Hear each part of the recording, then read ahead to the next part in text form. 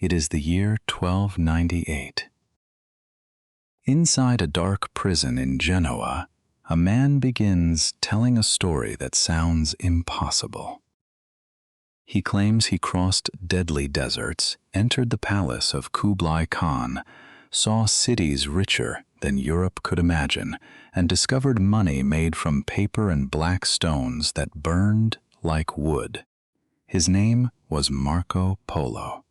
His story would make him famous for centuries. But there is one problem. Some historians would later ask a shocking question. Did Marco Polo really see everything he claimed to see? Marco Polo was born in Venice in 1254, in a city built on water and trade. Ships arrived carrying silk, spices, jewels, and strange goods from distant lands. Marco grew up hearing stories about places far beyond Europe, but his own family was already connected to that larger world. His father, Niccolo, and his uncle, Maffeo, were merchants who had traveled deep into Asia, and soon Marco would follow them farther than he could ever imagine. Far to the east, another story was unfolding. Kublai Khan, grandson of Genghis Khan, ruled one of the largest empires on earth.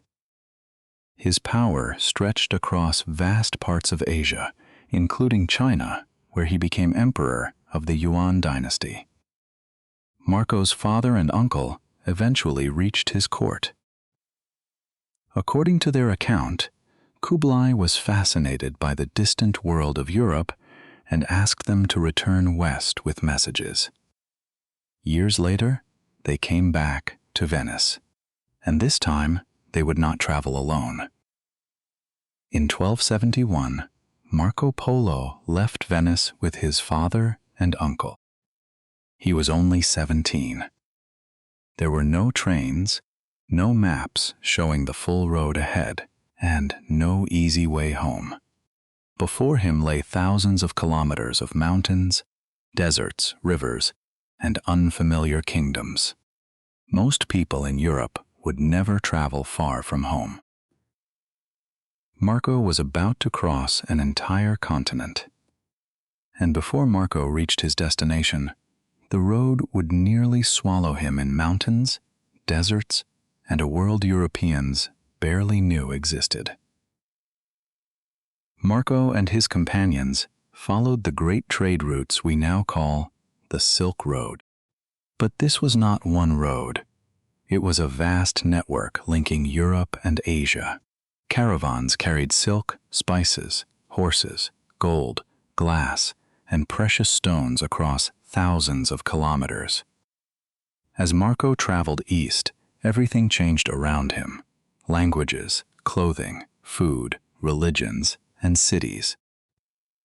He was entering a world completely different from Venice, and with every mile, he moved closer to the mysterious empire of Kublai Khan. Soon, the road carried Marco into the high mountains of Central Asia. The air grew colder and thinner. Paths became narrow, steep, and dangerous. Animals struggled under heavy supplies, while storms could trap travelers far from help. Still, Marco continued east. Every mountain pass took him farther from Venice and deeper into the unknown. But the hardest part of the journey was still ahead. Beyond the mountains waited a vast and deadly desert. Beyond the mountains, Marco entered one of the most frightening parts of the journey, the vast deserts of Central Asia. For days, there could be nothing but sand, stone, wind, and empty sky. Water was scarce, and losing the road could mean death. Marco's account even described strange voices and sounds in the darkness, as if the desert itself were calling travelers away. Were these real experiences, local legends, or stories added later? That mystery would follow Marco Polo long after the journey ended. Around 1275, after nearly 4 years on the road, Marco finally reached the world of Kublai Khan. He was no longer the inexperienced teenager who had left Venice. He had crossed mountains, deserts, and unfamiliar kingdoms. Now he stood before one of the most powerful rulers on earth. According to Marco's account, Kublai Khan became interested in the young traveler, and soon Marco would enter a world few Europeans had ever seen. Kublai Khan's court was unlike anything Marco had known in Europe. He described magnificent palaces, great feasts, royal hunts, and officials arriving from every corner of the empire. One place especially amazed him: Shangdu, later known in the West as Xanadu. To a young Venetian, the wealth and scale of this world must have seemed almost impossible. But the greatest surprises were not inside the palace. They were hidden in everyday life. Soon, Marco would describe something Europeans could hardly believe: money made from paper. But reaching China was only half the journey. One day, Marco would have to find a way home, and that journey would prove just as dangerous. One detail shocked Marco more than gold or jewels. In Kublai Khan's empire, people used paper as money. To Europeans who trusted silver and gold coins, the idea sounded almost impossible. Yet Marco described paper notes stamped with imperial authority and accepted across the empire. A simple piece of paper could carry real value. But soon, Marco would describe something even stranger: black stones that could burn like wood. Marco described another strange discovery: black stones that could burn. Today, we know them as coal. But to many Europeans of Marco's time, the idea of burning stone for heat sounded almost unbelievable. He also wrote about enormous cities, crowded markets, canals, bridges, and goods moving across the empire in huge quantities. Again and again, Marco presented Asia as richer and more organized than many Europeans imagined. Yet, one question remained: how much of this had Marco truly seen with his own eyes? According to Marco's account, Kublai Khan began trusting him and sent him on journeys across the empire. Marco observed cities, customs, religions, trade, and government. But his book is not a modern diary. Sometimes it is unclear what Marco personally saw and what he learned from others. That uncertainty became part of his legend, because the farther his story traveled, the bigger one question became: was Marco Polo only a traveler, or also a storyteller? Marco Polo remained in Kublai Khan's world for many years. The teenager who had left Venice was now a grown man. He had learned new languages, traveled through unfamiliar regions, and spent much of his life far from home.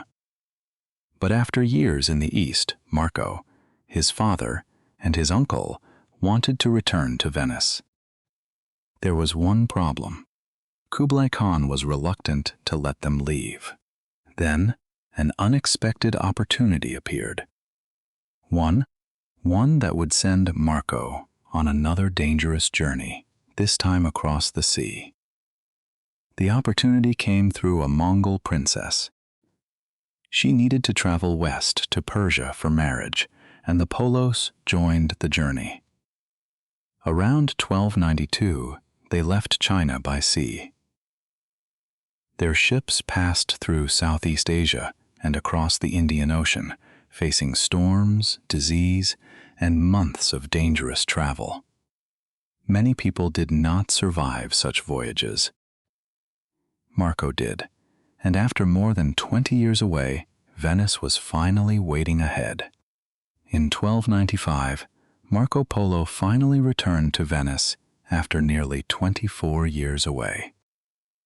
He had left as a teenager and came back as a man shaped by deserts, mountains, palaces, and oceans. The city was familiar, but Marco was not. People had grown older. Some had disappeared. Even his own family and neighbors may have struggled to recognize him. He had returned with stories of a world few Europeans could imagine. But Marco's greatest journey was not over yet. Soon, a war would put him inside a prison and change history. Not long after Marco returned, Venice went to war with its great rival, Genoa. Marco became involved in the conflict and was captured. For a man who had crossed continents, a prison cell seemed like the end of the story. Instead, it became the beginning of his legend. Inside that prison, Marco met a writer named Rustichello of Pisa. Marco had the memories. Rustichello had the words. Together, they would create a book that changed history. Marco began telling his adventures, while Rustichello shaped them into a book. That detail matters. Marco was not simply writing a careful diary from notes made during his journey. He was remembering events from years earlier inside a prison, while a professional storyteller turned those memories into dramatic scenes. So when we read Marco Polo today, whose voice are we really hearing? Marco the traveler? Rustichello the writer? Or both? That question would become the heart of a mystery that still follows Marco Polo today. Marco Polo's book spread across Europe and amazed its readers. He described enormous cities, wealthy rulers, strange customs, distant islands, and an empire larger than anything most Europeans could imagine. Some people were fascinated. Others simply did not believe him. Could one man really have traveled so far and seen so much? As the story spread, another question began to grow.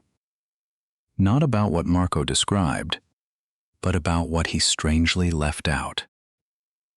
As people studied Marco Polo's story more closely, they noticed something strange. He said little about tea. He did not clearly describe chopsticks or foot binding, and, most famously, he never gave the Great Wall the attention a modern traveler might expect. Even more puzzling, no Chinese record has been found that clearly identifies Marco Polo by name. For some historians, these missing details raised a shocking possibility. What if Marco Polo never reached China at all? This is the question at the center of Marco Polo's mystery.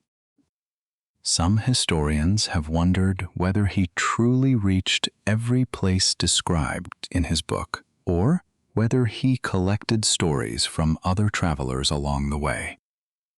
But many scholars believe he did reach China because his account contains detailed information about yuan rule, paper money, trade, and daily life.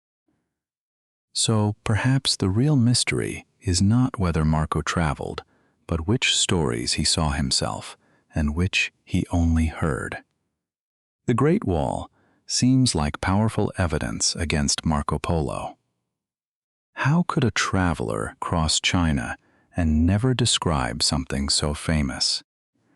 But there is an important detail.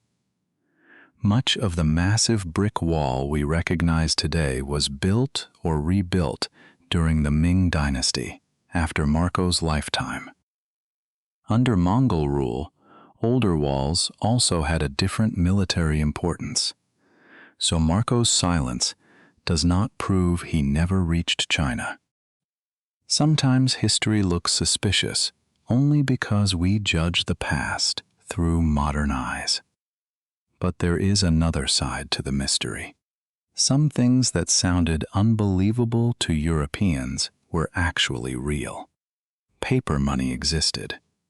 Coal was widely used. Chinese cities were enormous, and the Mongol Empire had a highly organized system for moving messages and officials across great distances. So perhaps Marco Polo seemed unbelievable, not because he invented everything, but because the world he described was larger and more advanced than many Europeans could imagine. Marco Polo died in Venice in 1324. A famous story says that near the end of his life, people asked him to admit that his incredible adventures had been exaggerated. Marco refused, according to tradition. He answered that he had not told even half of what he had seen. We cannot know if those exact words were truly spoken, but they perfectly capture his legend. For centuries, people have asked the same question. Was Marco Polo exaggerating? Or was the world simply more extraordinary than they believed? Marco Polo did not discover China, and he was not the first European to reach the Mongol world.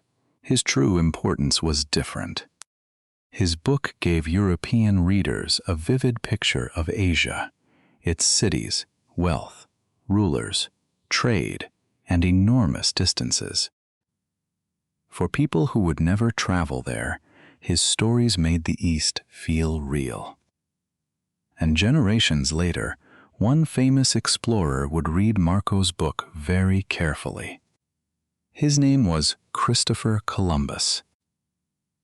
More than a century after Marco Polo died, his stories were still shaping Europe's dreams of Asia. Columbus owned a copy of Marco Polo's travels and filled its pages with notes. When he later sailed west across the Atlantic, he was searching for a route to the rich Asian world Marco had described. Marco crossed Asia by land.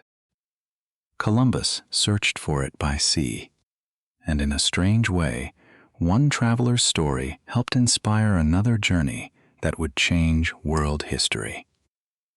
Marco Polo's greatest legacy was not simply how far he traveled. It was his curiosity. He entered unfamiliar worlds and kept asking questions. How did people trade? What did they believe? How did their cities and governments work? He did not understand everything perfectly, and some stories remain uncertain. But Marco looked beyond the limits of his own world, and sometimes history changes because one person is willing to ask, what lies beyond what I already know? Now return to that prison cell in Genoa. Marco Polo is speaking. Rusty cello is writing. Outside those walls, Marco is only a prisoner. But inside his memories, deserts stretch across Asia, caravans cross mountains, Kublai Khan rules from a distant palace, and ships sail through unknown seas. Marco could not know how history would judge him. Explorer? Storyteller? Exaggerator? Perhaps he was a little of all three, but one thing is certain. After Marco Polo, the world seemed much bigger, and maybe, my friend, Marco Polo's journey has something to teach us. Learning English can feel like traveling through an unknown world. Some words are easy.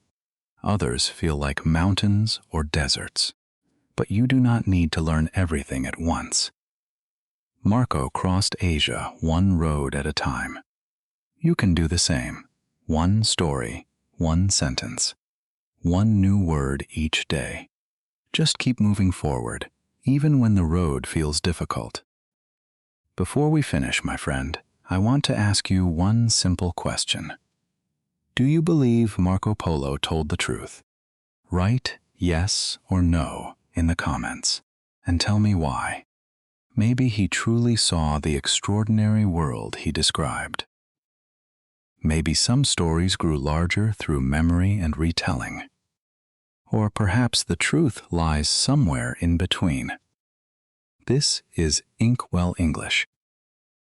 Keep listening, keep exploring, and keep learning one story at a time. I will see you in the next journey.